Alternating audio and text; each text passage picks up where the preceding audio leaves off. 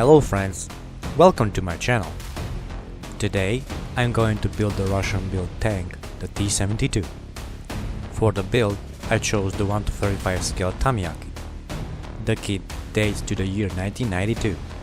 It's very price-worthy and comes with very rare details. The kit includes details of the wheels, bolts, screws, toolboxes, buckles, detailed fuel tanks with rubber hoses, and a heavy machine gun.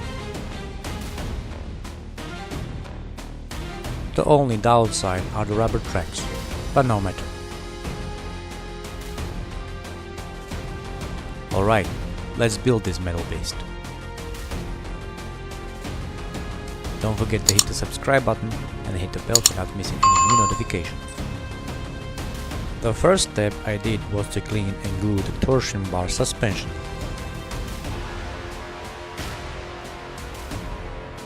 The main wheels have visible seam lines, so I sand them down with a nail file.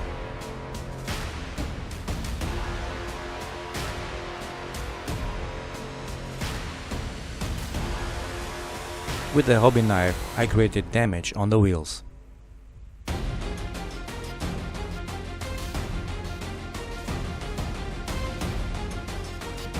After that, I smoothed out the sanded surface of the wheels with glue.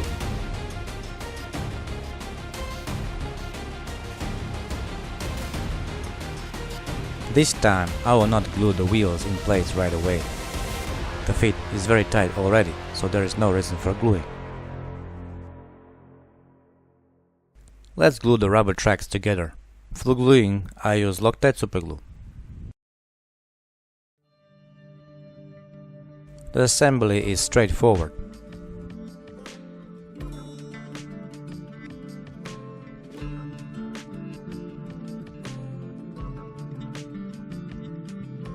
Let's make the first drive fitting test. I simply attach the tracks to the drive sprocket and thread them all over the wheels.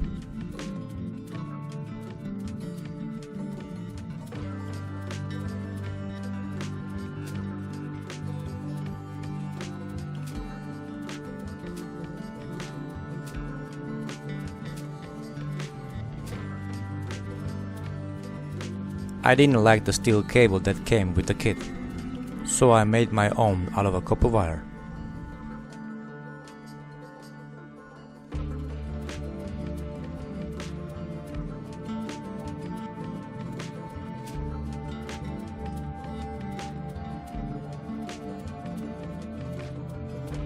Let's glue all the parts on the front part of the hull. These parts are the V-shaped steel plate, brackets, headlights, and the steel rope.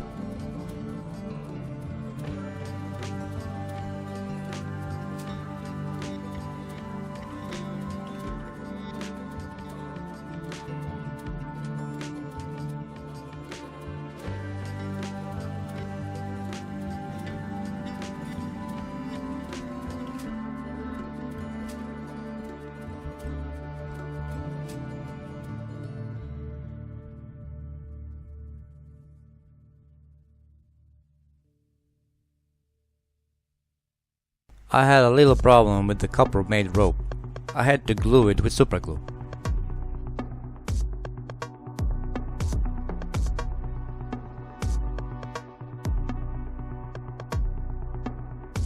There were a lot of superglue dirty spots showing.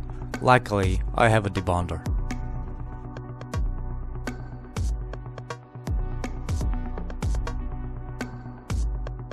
Next, I continue with gluing the rear hull details.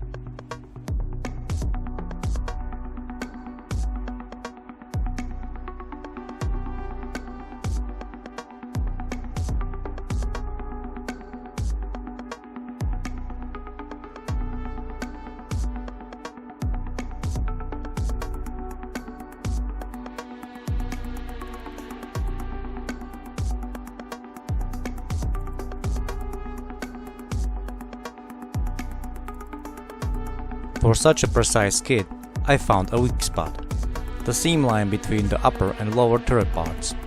It needs to be filled up with putty and sanded down. Before I will get into something more interesting, let's just enjoy the build.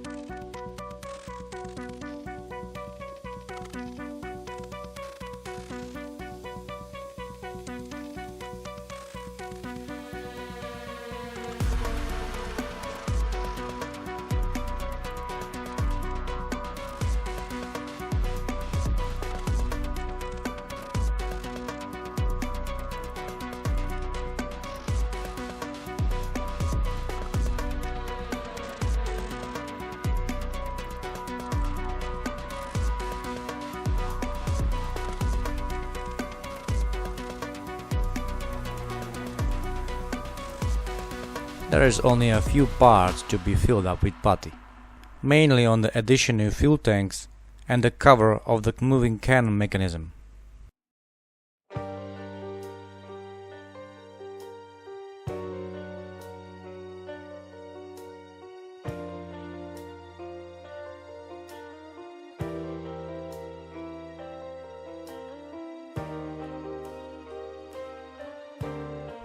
Just a small adjustment of a seam line on the main gun and the model is ready for the paint job.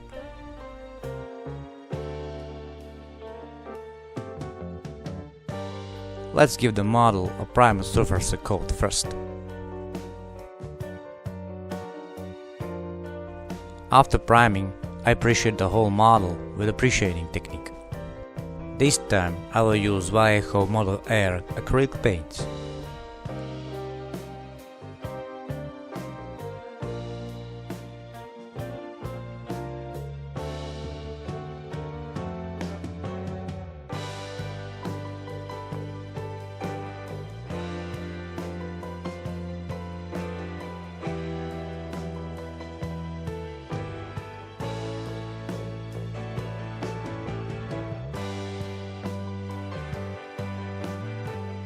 T-72s have their standard olive green camouflage.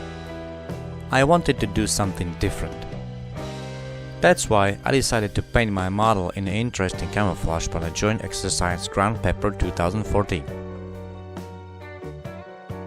For the interesting camouflage, I will use these Vallejo Model Air paints.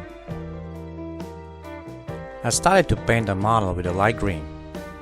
Vallejo colors are great. They are water-based, so they don't smell.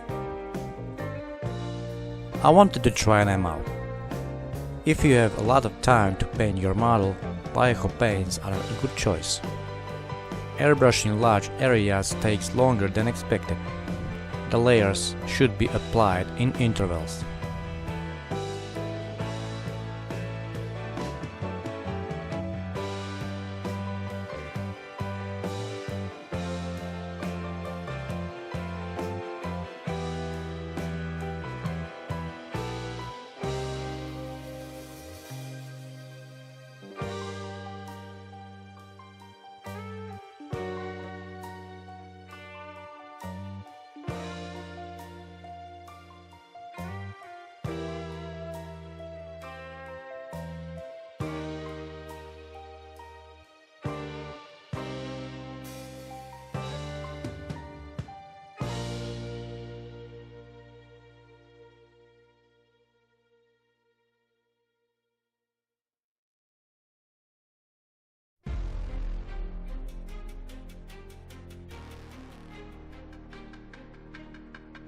After airbrushing, I switch into a paintbrush and paint all the small details.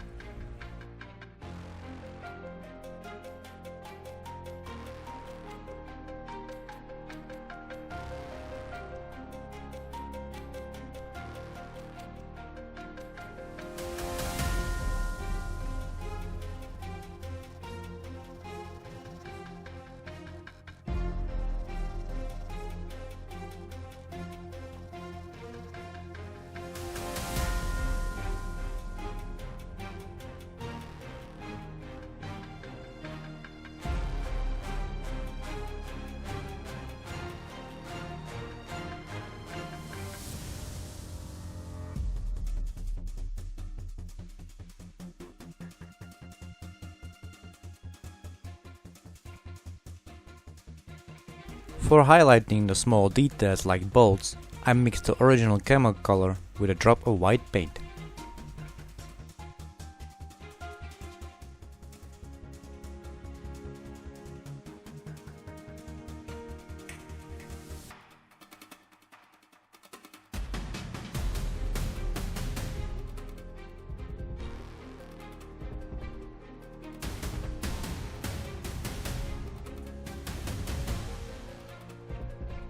In fact, I highlighted all the protruding details, handles, buckles, pleats, and etc.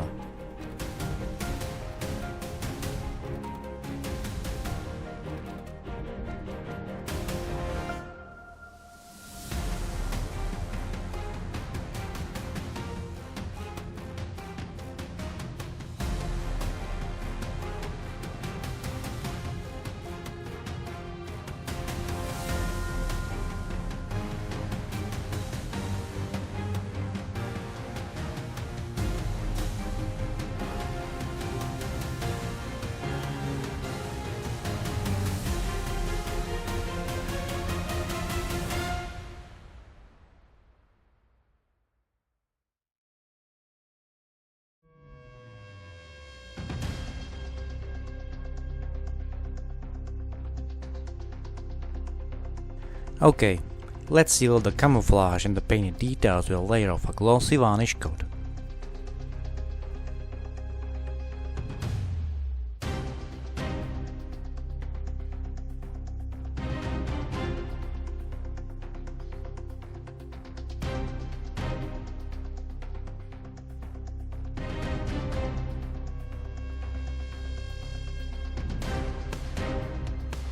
The only decal on this model is the Slovak Armed Forces insignia label.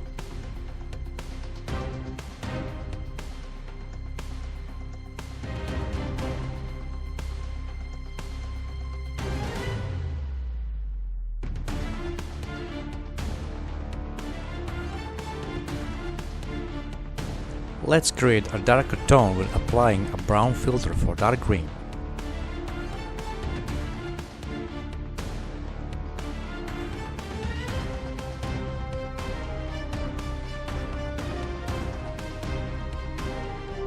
Next, I apply a dark brown oil wash to create artificial shading. Small details will be more pronounced than before.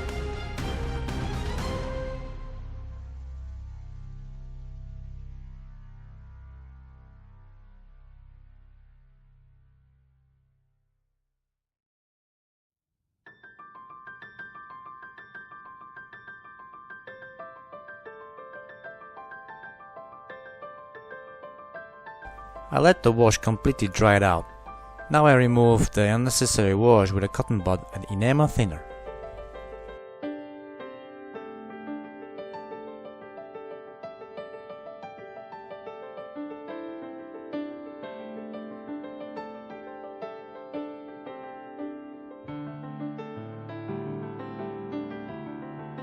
Time to create soil and mud textures. For this process, I use mud effects from AK. The product is acrylic based. For applying, I use an old flat paintbrush.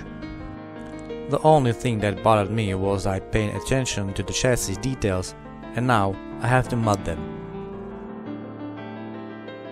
I also created textures on the wheels, rubber side skirts and tracks.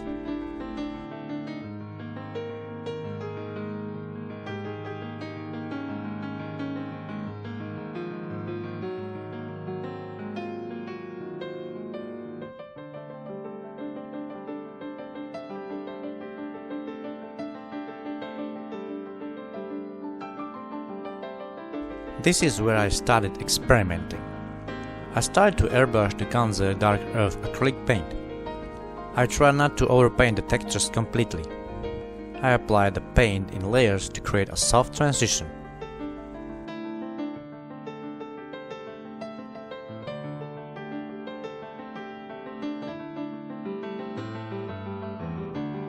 I also gently apply the paint to the folds, corners and details of the model to create subtle smudging.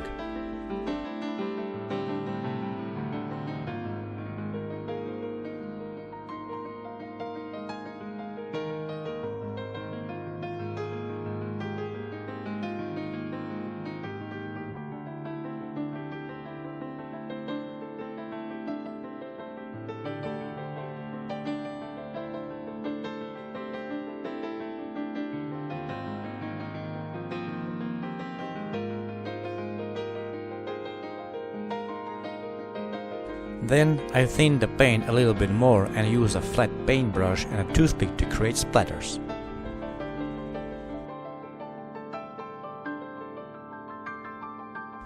Time to assemble the chassis. The assembly went smoothly and fast.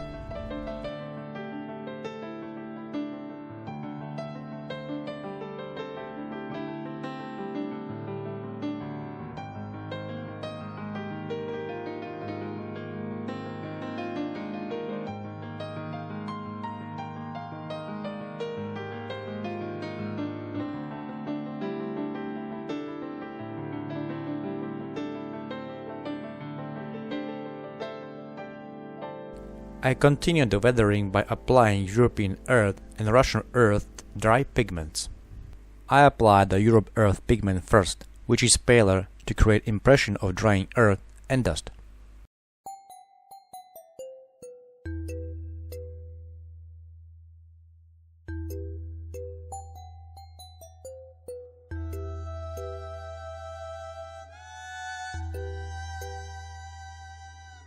As a second pigment, I applied the Russian earth. I didn't skimp it at all and applied in a thicker layer. I tried to blend these two pigments to create a nice transition. After that, I fixed them in place with a pigment fixer.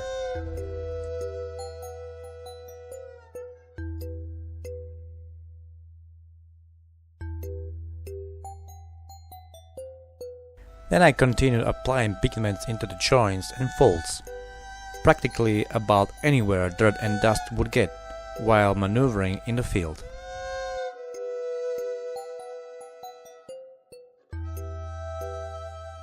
And everything is sealed with a pigment fixer.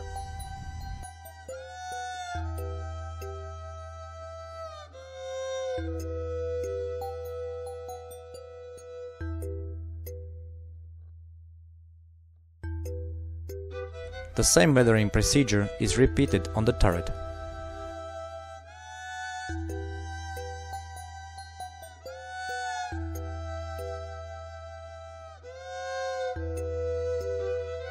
What next? I know. Fallen leaves would be a nice detail. The exercise took place in autumn days, and there were fallen leaves visible on the vehicles. I have oak leaves in my stash, so I made a combination of fresh, old and decaying leaves. With a thin down PVA glue with water, I applied the leaves one by one.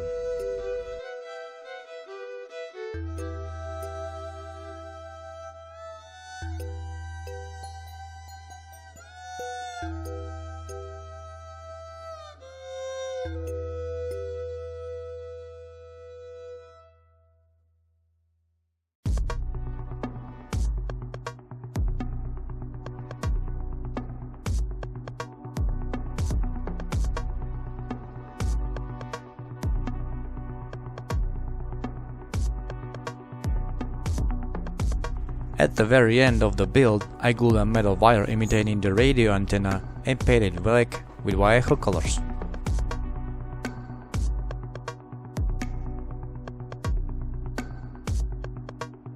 This build was a relaxing one and a lot of fun. I hope you like my video build. Please subscribe to my channel, like or leave a comment down below. If you are interested to see more of my work, join me on Facebook or Instagram. There's a link in the description. Thank you for watching guys, and see you next time.